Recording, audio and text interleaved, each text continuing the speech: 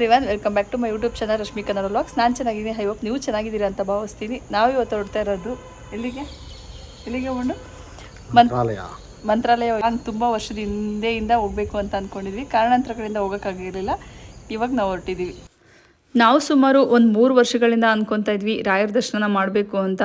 ಯಾವಾಗೇ ಹೋಗಬೇಕು ಅಂತ ಪ್ಲ್ಯಾನ್ನ ಮಾಡಿಕೊಂಡ್ರು ಕಾರಣಾಂತರಗಳಿಂದ ಅದು ಕ್ಯಾನ್ಸಲ್ ಆಗ್ತಾನೇ ಇತ್ತು. ಈ ಸಲನೂ ಅದೇ ಥರ ಆಗಬಹುದೇನೋ ಅಂತ ಅಂದ್ಕೊಂಡು ಬುಕ್ ಮಾಡಿದ್ವಿ. ಆದರೆ ಫೈನಲಿ ನಾವು ರಾಯರ ಮಠಕ್ಕೆ ಹೋಗುವಂಥ ಒಂದು ಅವಕಾಶ ಸಿಕ್ತು. ನಾನು ಎಷ್ಟೊಂದು ಕತೆಗಳನ್ನ ಕೇಳಿದ್ದೀನಿ. ರಾಯರ ಅಪ್ಪಣೆ ಇಲ್ಲದೇ ರಾಯರ ಸನ್ನಿಧಾನಕ್ಕೆ ಯಾರೂ ಹೋಗೋಕ್ಕಾಗಲ್ಲ ಅಂತ. ಅದು ನನ್ನ ಲೈಫಲ್ಲೂ ಅಷ್ಟೇ. ಈ 3 ವರ್ಷದಲ್ಲಿ ನಾನು ಯಾವಾಗಲೂ ಹೋಗೋಕ್ಕೆ ಆಗೇ ಇಲ್ಲ. ಈ ಸಲ ಫೈನಲಾಗಿ ನಾನು ರಾಯರ ಮಠನ ಹೋಗೋದಕ್ಕೆ ರಾಯರು ನನಗೊಂದು ಅವಕಾಶನ ಕೊಟ್ಟರು. ನಾವು ಮನೆ ಬಿಟ್ಟಿದ್ದು ಒಂದು 4 o'clock ಹಂಗೆ ಬಿಟ್ವಿ. ಏಕೆಂದರೆ ವರ್ಕ್ನೆಲ್ಲ ಮುಗಿಸ್ಕೊಂಡು ಬರಬೇಕಾದ್ರೆ ತುಂಬಾ ಟ್ರಾಫಿಕ್ ಇರುತ್ತೆ. ನಾವು ಹೋಗೋಕ್ಕೆ ರೈಲ್ವೆ ಸ್ಟೇಷನ್ಗೆ ಲೇಟ್ ಆಗಬಹುದೇನೋ ಅಂತ ಬೇಗ ಹೊರಟ್ವಿ. ನಾವು ಬಂದಿದ್ದು ಯಶವಂತಪುರ ರೈಲ್ವೆ ಸ್ಟೇಷನ್ಗೆ. ನಾವು ಟ್ರೈನ್ನ ಬುಕ್ ಮಾಡ್ಕೊಂಡಿದ್ವಿ. ಟ್ರೈನ್ ಇದ್ದಿದ್ದು 7:30ಗೆ. ಹೇಗಿದೆ? ಚೆನ್ನಾಗಿದೆಯಾ? ಚೆನ್ನಾಗಿದೆ. ಎಲ್ಲಿಗೆ ಹೋಗ್ತೀರಾ ನೀವು? ನಾವು ಬುಕ್ ಮಾಡ್ಕೊಂಡಿದ್ದು AC ವಿತ್ ಸ್ಲೀಪಿಂಗ್ ಕೋಚ್ನ ಬುಕ್ ಮಾಡ್ಕೊಂಡಿದ್ವಿ. ತುಂಬಾ ಚೆನ್ನಾಗಿತ್ತು ಟ್ರೈನ್ ಜರ್ನಿ. ಫೈನಲಾಗೆ ನಾವು ರಾಯರ ದರ್ಶನಕ್ಕೆ ಬಂದ್ವಿ. ರಾಯರ ಸನ್ನಿಧಾನಕ್ಕೆ ಬರೋದಕ್ಕೆ ತುಂಬ ಹೊತ್ತು ಟೈಮು ಸಹ ಹಿಡಿಲ್ಲ. ಅದೆಷ್ಟು ಬೇಗ ನಾವು ಟೈಮ್ನ ಕಳ್ಕೊಂಡು ರಾಯರ ಮಠಕ್ಕೆ ಬಂದ್ವಿ ಅಂತಲೇ ಗೊತ್ತಾಗಲಿಲ್ಲ. ಜರ್ನಿ ಮಾಡಿದ್ದು ನಮಗೇನು ಅಷ್ಟು ಹಿಂಸೆ ಅಂತಲೂ ಅನ್ನಿಸ್ತಿಲ್ಲ. ಅಷ್ಟು ಚೆನ್ನಾಗಿತ್ತು. ಒಂಥರ ಕಂಫರ್ಟ್ ಫೀಲ್ ಅಂತಲೇ ಹೇಳ್ಬೋದು. ಫೈನಲಿ ನಾವು ರೂಮ್ಗೂ ಸಹ ಬಂದ್ವಿ. ಹಾಯ್ ಫ್ರೆಂಡ್ಸ್, ಮಂತ್ರಾಲಯ ರೀಚ್ ಆದ್ವಿ. ಸ್ನಾನ ಮಾಡಿ ರೆಡಿಯಾಗಿದ್ದೀವಿ. ದೇವ್ರ ದರ್ಶನಕ್ಕೆ ಹೊರಡಬೇಕು. ನಾವು ಸ್ಟೇ ಆಗಿರುವಂಥ ರೂಮ್ ಇದು. ದೇವ್ರ ದರ್ಶನಕ್ಕೆ ಅಂತ ಹೋಗ್ಬೇಕಾದ್ರೆ ಇನ್ನು ಹೆಣ್ಮಕ್ಳು ಹೂವು ಇಲ್ಲದೇ ಹೋದರೆ ಅಷ್ಟೊಂದು ಚೆನ್ನಾಗಿರಲ್ಲ ಅಂತ ಅನಿಸ್ತು. ಸರಿ, ನಮ್ಮನೆಯವ್ರಿಗೆ ಯಾವುದೇ ದೇವಸ್ಥಾನಗಳಿಗೆ ಹೋದರೆ ಹೂವು ಕೊಡಿಸೋ ಅಭ್ಯಾಸ ಇದೆ. ನಾವು ದೇವ್ರ ದರ್ಶನಕ್ಕೂ ಸಹ ಬಂದ್ವಿ. ಸ್ವಲ್ಪ ಬೇಗನೆ ಬಂದ್ವಿ. ಯಾಕೆಂದರೆ ಬೆಳಗ್ಗೆ ಟೈಮೇ ದರ್ಶನ ಮಾಡಿದ್ರೆ ಮನಸ್ಸು ತುಂಬಾ ಪ್ರಶಾಂತವಾಗಿರುತ್ತೆ ಅಂತ. ನಾವು ಟಿಕೆಟ್ನು ಸಹ ತಗೊಂಡು ದರ್ಶನಕ್ಕೆ ಕ್ಯೂನಲ್ಲಿ ನಿಂತ್ಕೊಂಡ್ವಿ. ಬೆಳಗ್ಗೆ ಆಗಿರೋದ್ರಿಂದ ನಮಗೆ ಬೇಗನೆ ದರ್ಶನವೂ ಸಹ ಆಯಿತು. ಒಂದು ಸ್ವಲ್ಪ ಮನಸ್ಸು ಪ್ರಶಾಂತವಾಗಿರುತ್ತೆ ಬೆಳಗ್ಗೆ ಟೈಮು ದೇವ್ರ ದರ್ಶನ ಮಾಡಿದ್ರೆ ಅಂತ ಬೆಳಗ್ಗೆನೇ ದೇವ್ರ ದರ್ಶನಕ್ಕೆ ಬಂದು ನಿಂತ್ಕೊಂಡ್ವಿ. ಎಲ್ಲನೂ ಒಂಥರ ಟ್ರೆಡಿಷ್ನಲ್ ಲುಕ್ಕಲ್ಲಿ ನೋಡೋಕ್ಕೆ ತುಂಬಾ ಚೆನ್ನಾಗಿತ್ತು. ದೇವ್ರ ದರ್ಶನ ಎಲ್ಲ ಮುಗಿಸ್ಕೊಂಡು ಒಂದು ಸ್ವಲ್ಪ ಫೋಟೋಶೂಟ್ ಎಲ್ಲ ಮಾಡಿಕೊಂಡು ನಾವು ಬಂದಿದ್ದು ಅಲ್ಲಿಂದ 1 ಕಿಲೋಮೀಟರ್ ಹತ್ರದಲ್ಲೇ ಇರುವಂಥ ಅಭಯ ಆಂಜನೇಯ ಸ್ವಾಮಿ ಅನ್ನೋ ದೇವಸ್ಥಾನಕ್ಕೆ ಬಂದ್ವಿ. ಇಲ್ಲಿ ಆಂಜನೇಯ ಸ್ವಾಮಿನ ಏಕಶಿಲಾ ಮೂರ್ತಿಯಲ್ಲಿ ಕೆತ್ತಿದಾರಂತೆ. ತುಂಬಾ ಚೆನ್ನಾಗಿದೆ. ರಾಯರನ್ನು ನೋಡೋಕ್ಕೆ ಯಾರ್ಯಾರು ಬರ್ತಾರೆ ಅವರು ಈ 5 ಪ್ಲೇಸ್ಗಳನ್ನ ವಿಸಿಟ್ ಮಾಡಬೇಕು ಅನ್ನೋದು ಇಲ್ಲಿಯ ಪ್ರತೀತಿ. ನಾನು ಮೊದಲನೇದಾಗಿ ಬಂದಿರೋದು ಅಭಯ ಆಂಜನೇಯ ಸ್ವಾಮಿ ದೇವಸ್ಥಾನಕ್ಕೆ. ದೇವರನ್ನ ನಾವು ಕತ್ತೆತ್ತಿ ನೋಡಬೇಕು, ಅಷ್ಟು ಎತ್ತರವಾಗಿ ಕೆತ್ತಿದ್ದಾರೆ. ತುಂಬಾ ಅದ್ಭುತವಾಗಿದೆ ಈ ದೇವಸ್ಥಾನ. ಒಂದು ಸ್ವಲ್ಪ ಹೊತ್ತು ಅಲ್ಲೇ ಓಡಾಡಿಕೊಂಡು ದೇವ್ರ ದರ್ಶನ ಎಲ್ಲ ಮಾಡಿಕೊಂಡು ಒಂದಷ್ಟು ಫೋಟೋಶೂಟ್ನು ಸಹ ಅಲ್ಲೇ ಮುಗಿಸ್ಕೊಂಡು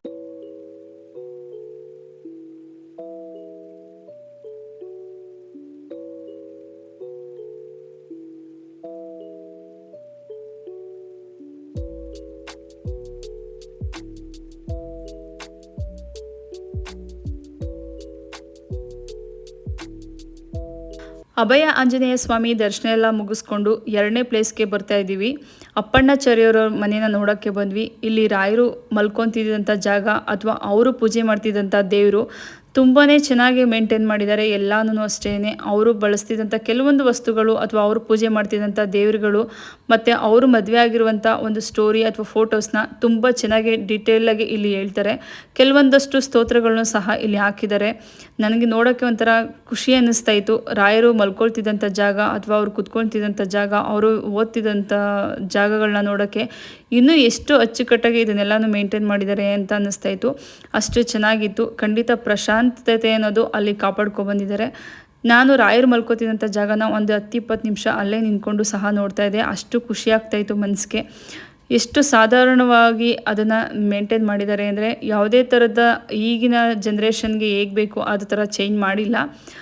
ನೆಕ್ಸ್ಟು ನಾವು ಬಂದಿದ್ದು ರಾಯರ ಬೃಂದಾವನದ ಹತ್ರ ಬಂದ್ವಿ. ರಾಯರ ಬೃಂದಾವನದ ಹತ್ರ ಬಿಚ್ಚಲೆ ಅನ್ನುವಂಥ ಒಂದು ಜಾಗನೂ ಇದೆ. ಅಲ್ಲೂ ಒಂದು ದೇವರು ಸಹ ಇದೆ. ದೇವ್ರನ್ನ ನೋಡಿಕೊಂಡು ಬೃಂದಾವನ ನೋಡಿಕೊಂಡು ಅಲ್ಲಿ ಆ ಬೃಂದಾವನ ಯಾಕೆ ಸ್ಥಾಪನೆ ಮಾಡಿದ್ದಾರೆ ಅನ್ನೋದಕ್ಕೆ ಕೆಲವೊಂದಷ್ಟು ಇತಿಹಾಸನೂ ಸಹ ಅಲ್ಲಿ ಹೇಳ್ತಾರೆ. ನನಗೆ ಅದನ್ನೆಲ್ಲ ಕೇಳ್ತಾ ಇರೋ ಒಂಥರ ಖುಷಿ ಅನ್ನಿಸ್ತಾಯಿತ್ತು. ಇನ್ನೂ ಇದನ್ನೆಲ್ಲ ಪಾಲಿಸ್ಕೊಂಡು ಬರ್ತಿದ್ದಾರಲ್ಲ ಅಂತ ಅಷ್ಟೇ ಮನಸ್ಸಿಗೆ ಸಮಾಧಾನ ಅನ್ನಿಸ್ತಾಯಿತ್ತು. ನಮಗೆ ಗೊತ್ತಿಲ್ಲಂತಿರುವಂಥ ಎಷ್ಟೋ ವಿಚಾರಗಳನ್ನ ಇಲ್ಲಿ ನಮಗೆ ಹೇಳ್ತಿದ್ದಾರಲ್ಲ ಅಂತ. ಇಲ್ಲಿ ತುಂಗಭದ್ರಾ ನದಿ ನೀರೆಲ್ಲ ನೋಡಿಕೊಂಡು ನಾವು ಬಂದಿದ್ದು ಪಂಚಮುಖಿ ಆಂಜನೇಯ ಸ್ವಾಮಿ ಸನ್ನಿಧಾನಕ್ಕೆ ಬಂದಿದ್ದೀವಿ. ಇಲ್ಲಿ ವಿಳ್ಯದೆಲೆ ಕೊಟ್ಟರೆ ತುಂಬ ಒಳ್ಳೆಯದಾಗುತ್ತೆ ಅಂತ ಹೇಳ್ತಾ ಇದ್ರು. ಸರಿ, ನಾವು ವಿಳ್ಯದೆಲೆನ ಕೊಟ್ಟು ಪೂಜೆ ಮಾಡಿಸ್ಕೊಳ್ಳೋಣ ಅಂತ ಬಂದ್ವಿ.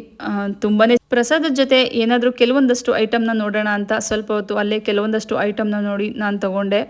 ದರ್ಶನ ಹೆಂಗ ಅನಿಸ್ತಿದ್ರಿ? ಖುಷಿ ಆಗ್ತಿದ್ಯಾ? ಹೇಗೆ ಅನಿಸ್ತೈತೆ? ನಿಜ, ಎರಡನೇ ಸಲ ದರ್ಶನ ಮಾಡಿ ತುಂಬಾ ಖುಷಿ ಆಗ್ತೈತೆ.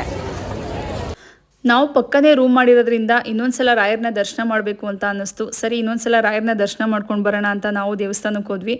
ಬೆಳಿಗ್ಗೆ ನಾವು ಏನು ಜನ ನೋಡಿದ್ವಿ ಅದಕ್ಕಿಂತ 2ರಷ್ಟು ಜನಗಳು, ಅಷ್ಟೊಂದು ರಶ್ ಇತ್ತು. ಅವರವರ ಅರ್ಕೆಗಳಿಗೆ ಅನುಗುಣವಾಗಿ ಇಲ್ಲಿ ಅವ್ರ ಅರ್ಕೆನ ತೀರಿಸ್ತಾ ಇದ್ರು. ಕೆಲವೊಬ್ಬರು ಚಿನ್ನದ ತೇರು, ಕೆಲವೊಬ್ಬರು ಮರದ ತೇರು, ಕೆಲವೊಬ್ಬರು ಬೆಳ್ಳಿ ತೇರನ್ನ ಎಳಿಸ್ತಾ ಇದ್ರು. ನೈಟ್ ಆಗಿದ್ರೂ ತುಂಬಾ ಜನಗಳಿದ್ರು, ತುಂಬಾ ರಶ್ ಇತ್ತು.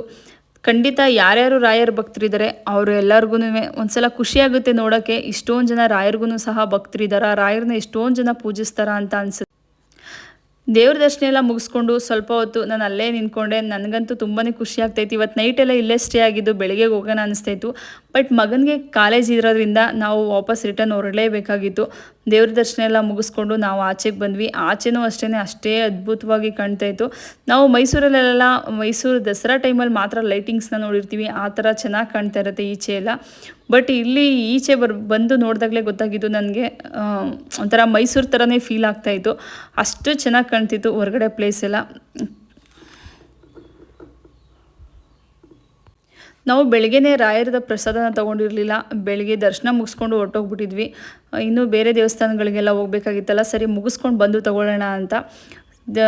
ಈಗ ರಾಯರ ದರ್ಶನ ಎಲ್ಲ ಮುಗಿಸ್ಕೊಂಡು ಪ್ರಸಾದಕ್ಕೆ ಅಂತ ವೆಯ್ಟ್ ಮಾಡ್ತಾ ನಿಂತಿದ್ವಿ. ಆ್ಯಕ್ಚುಲಿ 2.5 ಗಂಟೆ ಟೈಮಷ್ಟು ಪ್ರಸಾದಕ್ಕೆ ವೆಯ್ಟ್ ಮಾಡಿದ್ವಿ. ಅಷ್ಟೊಂದು ಜನ ರಶ್ ಇತ್ತು. ಅಲ್ಲಿ ಪ್ರಸಾದನ ಕಲೆಕ್ಟ್ ಮಾಡ್ಕೊಳ್ಳೋ ಅಷ್ಟರಲ್ಲಿ ಅಷ್ಟೇ ಲೇಟ್ ಆಯಿತು. ಬಟ್ ಲಿಮಿಟಾಗೆ ಪ್ರಸಾದ ಕೊಡ್ತಿದ್ರು, ಅದೊಂದು ನನಗೆ ಬೇಜಾರಂತ ಅನ್ನಿಸ್ತಾಯಿತ್ತು. ಖಂಡಿತ ರಾಯರು ಎಲ್ಲರಿಗೂ ಒಳ್ಳೇದು ಮಾಡಲಿ ಅಂತ ಕೇಳ್ಕೊತೀನಿ. ಇನ್ನೂ ಯಾರು ನನ್ನ ಚಾನಲ್ನ ಸಬ್ಸ್ಕ್ರೈಬ್ ಮಾಡದೆ ವಿಡಿಯೋ ನೋಡ್ತಿದ್ದೀರಾ, ಪ್ಲೀಸ್ ಒಂದು ಸಬ್ಸ್ಕ್ರೈಬ್ ಮಾಡಿ.